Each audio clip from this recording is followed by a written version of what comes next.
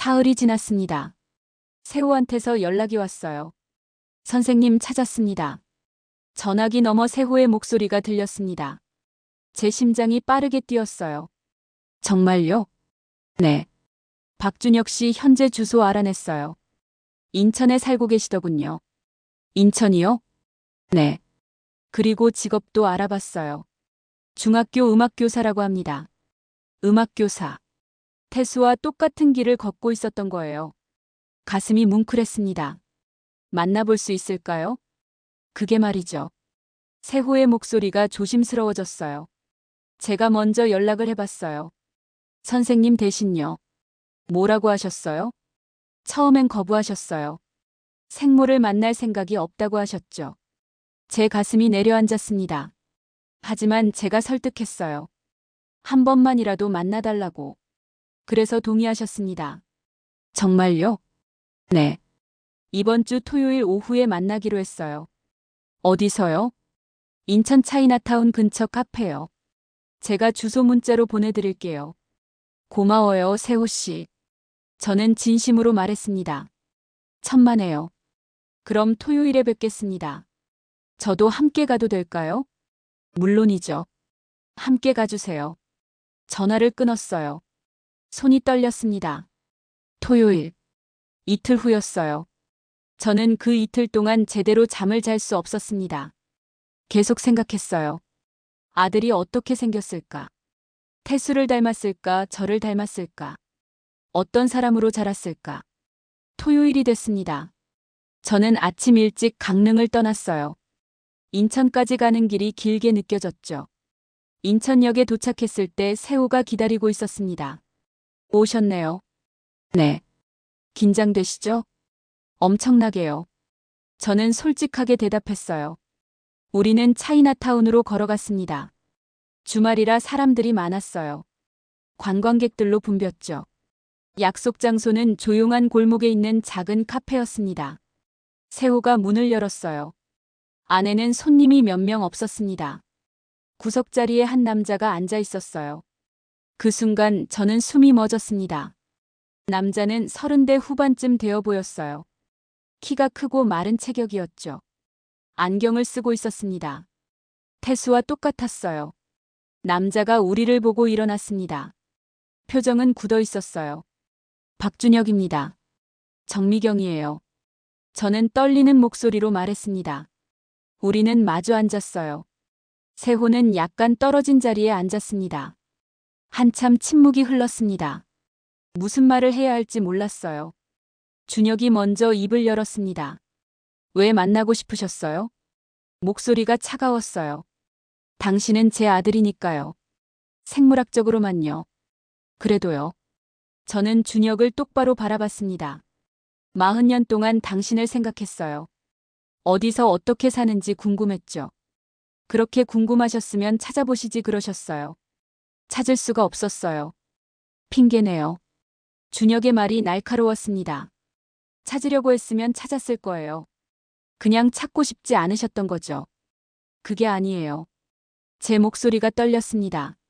저는 당신을 버린 게 아니에요. 빼앗긴 거예요. 무슨 차이가 있나요? 결과는 똑같잖아요. 전 당신 없이 자랐어요. 저는 할 말이 없었습니다. 준혁이 옳았으니까요. 양부모님은 좋으신 분들이었어요. 준혁이 계속 말했습니다. 저를 사랑해 주셨고 잘 키워주셨죠. 전 행복했어요. 다행이네요. 저는 진심으로 말했습니다. 그래도 궁금했어요. 왜 저를 버렸는지. 준혁의 목소리가 작아졌어요. 양부모님은 말씀 안 하셨거든요. 그냥 우리가 널 선택했다고만 하셨죠.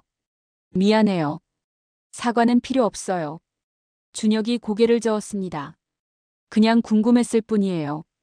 이제 알았으니 됐어요. 준혁이 일어서려고 했습니다. 저는 급하게 말했어요. 잠깐만요. 더 할 말씀 있으세요? 당신 아버지 얘기를 해주고 싶어요. 준혁이 멈췄습니다. 아버지요? 네. 장태수라는 사람이었어요. 저는 천천히 이야기했습니다.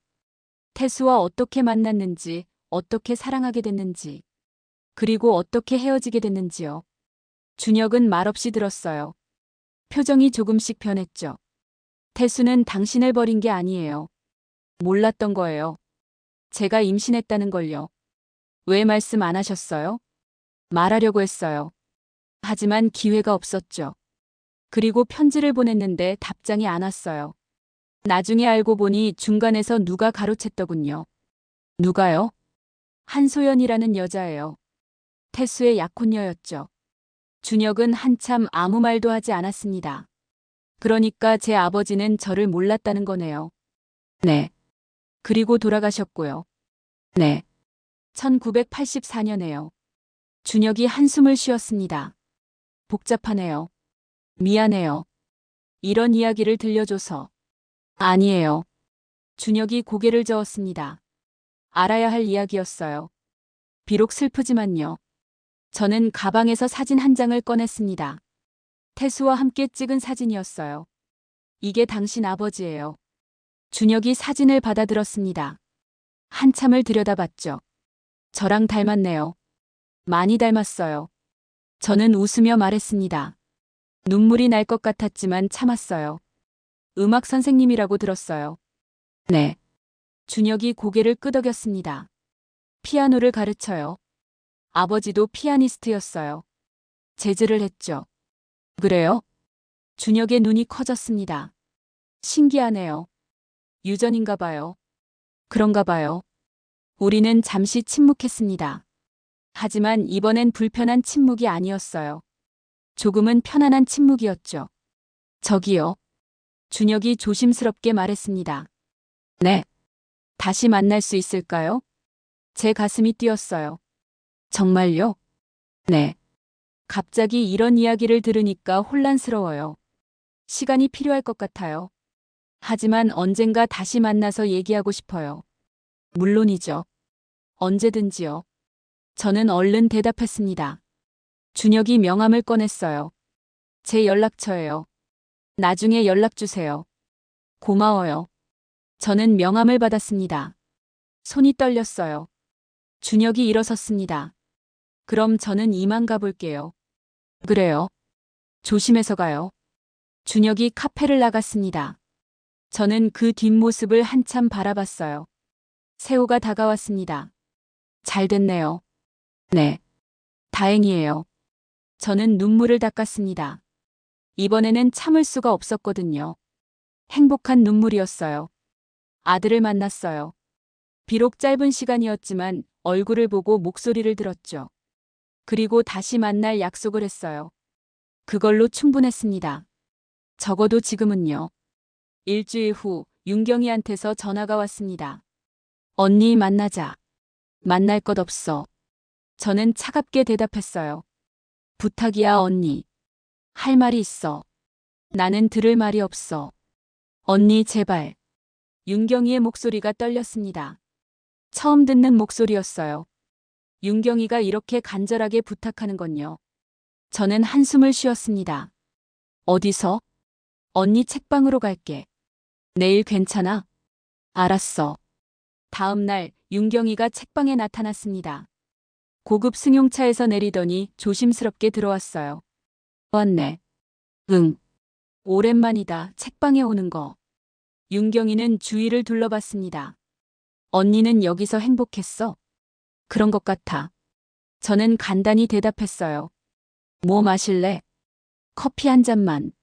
저는 커피를 내렸습니다. 테이블에 마주 앉았죠. 무슨 얘기하려고 왔어? 사과하려고. 윤경이가 고개를 숙였습니다. 미안해, 언니. 정말 미안해. 이제 와서 사과가 무슨 소용이야. 알아. 하지만 그래도 해야 할 것 같았어. 윤경이가 가방에서 서류를 꺼냈어요. 이게 뭔데? 재단 서류야. 내가 이사장 자리에서 물러날게. 그리고 재산도 정리해서 준혁 씨한테 넘길게. 저는 놀랐습니다. 갑자기 왜? 내가 잘못했으니까. 준혁 씨 몫이었던 걸 내가 가져다 썼잖아. 그렇긴 하지. 그리고 병원도 정리하려고. 병원까지? 응. 세호 씨가 자꾸 연락해. 감사를 받을 수도 있대. 재단 재산 횡령 혐의로. 윤경이의 목소리가 떨렸어요. 무서워, 언니. 지금까지 쌓아온 게 다 무너질 것 같아. 저는 윤경이를 바라봤습니다. 초라해 보였어요. 예전에 당당하던 모습은 없었죠.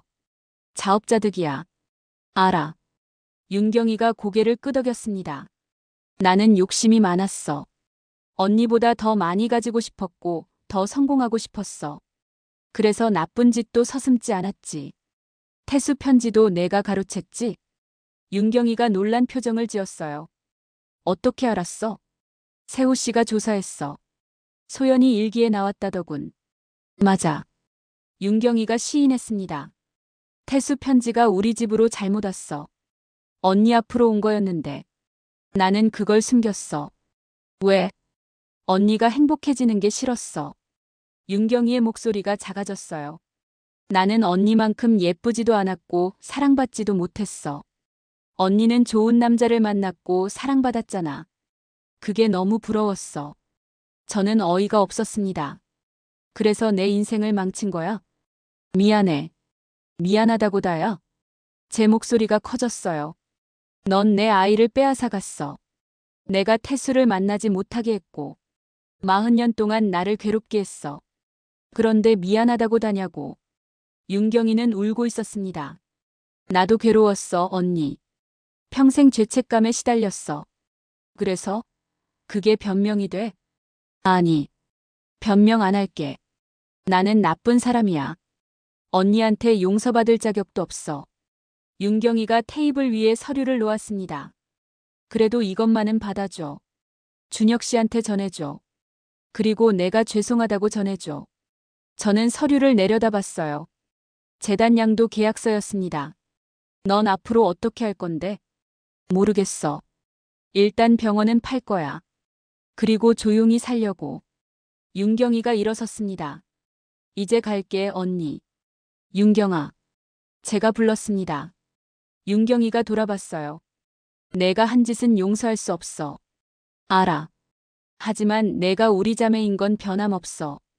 윤경이의 눈에서 눈물이 흘렀습니다. 언니. 저는 돌아섰어요. 더 이상 볼 수가 없었습니다. 윤경이가 나갔어요. 차 시동 거는 소리가 들렸고 곧 멀어졌죠. 저는 창밖을 바라봤습니다. 바다가 보였어요. 파도가 계속 밀려왔다가 빠져나갔습니다. 윤경이를 용서할 수 있을까요? 아직은 모르겠어요. 하지만 언젠가는 가능할지도 모르죠. 시간이 지나면요. 저는 테이블 위 서류를 집어들었습니다. 무거웠어요. 종이는 가볍지만 그 의미가 무거웠죠. 준혁한테 전해줘야 했습니다. 이건 그의 몫이니까요. 전화를 꺼냈어요. 준혁의 번호를 눌렀죠. 여보세요? 준혁의 목소리가 들렸습니다. 저예요, 정미경이요. 아, 안재 시도커 계속 편집령하세요. 시간 괜찮으세요? 만나서 얘기할 게 있어요. 무슨 일이세요? 전화로는 설명하기 힘들어요. 만나서 보여드릴게요. 알겠습니다. 언제 만날까요? 이번 주말에 제가 인천으로 갈게요. 괜찮으세요? 네, 좋아요. 우리는 약속을 잡았습니다. 토요일 오후였어요. 전화를 끊고 나서 저는 한참을 앉아 있었습니다. 생각이 많았어요. 윤경이는 제 동생이었습니다. 어렸을 때는 친했죠. 함께 놀고 함께 웃었어요. 하지만 어느 순간부터 달라졌습니다. 윤경이는 욕심이 많아졌고 저는 그걸 이해하지 못했죠. 이제 와서 생각해보니 윤경이도 불행했던 것 같아요. 늘 비교당했고 늘 부족하다고 느꼈을 겁니다. 그래서 더 가지려고 했고 그 과정에서 잘못된 선택을 했던 거죠. 하지만 그래도 용서하기는 힘들었어요. 너무 많은 시간을 잃었으니까요. 토요일이 됐습니다. 저는 인천으로 갔어요. 준혁이 약속 장소에 먼저 와 있었습니다. 지난번과 같은 카페였어요. 오셨어요? 네. 기다렸죠? 아니요, 저도 방금 왔어요. 우리는 앉았습니다. 이번엔 지난번보다 분위기가 편했어요. 보여드릴 게 있어요. 저는 서류를 꺼냈습니다. 이게 뭐예요? 재단양도 계약서예요. 태수문화재단이요. 준혁이 서류를 펼쳐봤습니다. 눈이 커졌어요. 이게 무슨 말이에요? 제 동생이 재단 이사장이었어요. 그런데 그 자리에서 물러나기로 했대요. 그리고 재산을 당신한테 넘기겠다고요. 왜요? 원래 당신 몫이었으니까요. 저는 천천히 설명했습니다. 재단이 어떻게 만들어졌는지, 윤경이가 어떻게 관리해왔는지요. 준혁은 말없이 들었어요. 그러니까 제 아버지 부모님이 만든 재단이었군요. 그래요. 당신을 지원하기 위해서요. 그런데 이모님이 가로챘고요. 맞아요. 준혁이 한숨을 쉬었습니다. 복잡하네요. 제 인생이 이렇게 얽혀 있었다니. 미안해요. 아니에요. 준혁이 고개를 저었습니다. 어른들 잘못이잖아요. 제 잘못이 아니고요. 철이 드셨네요. 저는 미소를 지었습니다. 준혁도 미소를 지었어요. 그래도 이상해요. 갑자기 재산을 받게 되다니. 받으세요. 당신 거예요. 하지만 전 지금도 잘 살고 있어요. 굳이 필요 없는데요. 그럼 다른 데 쓰세요. 학생들을 위해서든 음악을 위해서든. 준혁이 서류를 다시 봤습니다. 생각해 볼게요. 천천히 생각하세요. 우리는 잠시 침묵했습니다. 커피를 마셨죠. 저기요. 준혁이 말했습니다. 네. 다음 주에 제 학교에서 연주회가 있어요. 학생들 발표회인데 관심 있으시면 오세요. 제 가슴이 따뜻해졌어요. 정말요? 가도 돼요? 물론이죠. 제가 지도한 학생들이거든요. 보여드리고 싶어요. 꼭 갈게요. 저는 진심으로 말했습니다. 준혁이 메모지에 주소를 적어줬어요. 다음 주 토요일 오후 2시예요. 알겠어요. 꼭 갈게요. 우리는 1시간쯤 더 이야기를 나눴습니다. 준혁의 학교 얘기, 학생들 얘기를 들었어요. 준혁은 열정적인 선생님 같았습니다. 헤어질 때 준혁이 말했어요. 다음에 또 만나요. 그래요. 연주회 때 봐요. 준혁이 손을 흔들며 갔습니다. 저는 그 모습을 보며 생각했어요. 천천히 가까워지고 있었습니다. 아직은 어색하지만 시간이 지나면 더 편해질 거예요. 언젠가는 진짜 가족처럼 될 수 있을지도 모르죠. 저는 기차를 탔습니다. 강릉으로 돌아가는 길이었어요. 창밖 풍경을 보며 생각했습니다. 40년이 지나서야 아들을 만났어요. 늦었지만 그래도 만났습니다. 태수는 돌아오지 못했지만 태수가 남긴 아들은 제 곁에 있었어요. 그걸로 충분했습니다. 저는 눈을 감았어요. 피곤했지만 마음은 편안했죠. 처음으로 정말 오랜만에 편안했습니다. 일주일이 지났습니다. 연주회 날이 됐어요. 저는 아침 일찍 강릉을 출발했습니다. 인천까지 가는 길이 설렜어요. 준혁의 학교를 처음 가는 거였죠. 학교는 주택가에 있는 작은 중학교였습니다. 운동장에는 학생들이 뛰어놀고 있었어요. 강당으로 들어갔습니다. 의자가 빼곡히 놓여 있었고 무대에는 피아노가 있었죠. 학부모들이 많이 와 있었어요. 저는 뒤쪽에 앉았습니다. 이 시가 됐을 때 연주회가 시작됐어요. 준혁이 무대에 올라왔습니다. 안녕하세요. 음악교사 박준혁입니다. 오늘 학생들이 열심히 준비한 연주를 들려드리겠습니다. 준혁의 목소리가 따뜻했어요. 학생들을 사랑하는 게 느껴졌죠. 학생들이 한 명씩 나와서 연주했습니다. 피아노, 바이올린, 첼로 등 다양한 악기였어요. 모두 열심히 연주했습니다. 실수도 있었지만 귀여웠어요. 부모들이 박수를 쳐줬죠. 마지막 순서가 됐을 때 준혁이 다시 무대에 올라왔습니다. 마지막으로 제가 한 곡 연주하겠습니다. 객석이 조용해졌어요. 준혁이 피아노 앞에 앉았죠. 그리고 연주를 시작했습니다.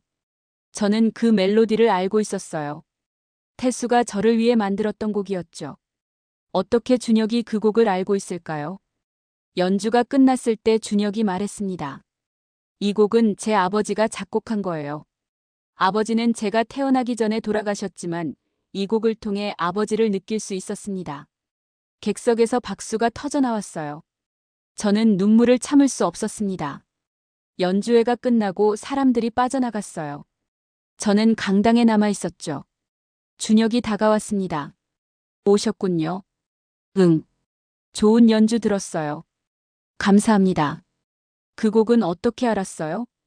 재단 자료를 뒤지다가 발견했어요. 아버지가 남긴 악보가 있더라고요. 미경에게라는 제목이었어요. 저는 가슴이 뭉클했습니다. 태수가 저를 위해 만든 곡이에요. 그렇군요. 아름다운 곡이에요.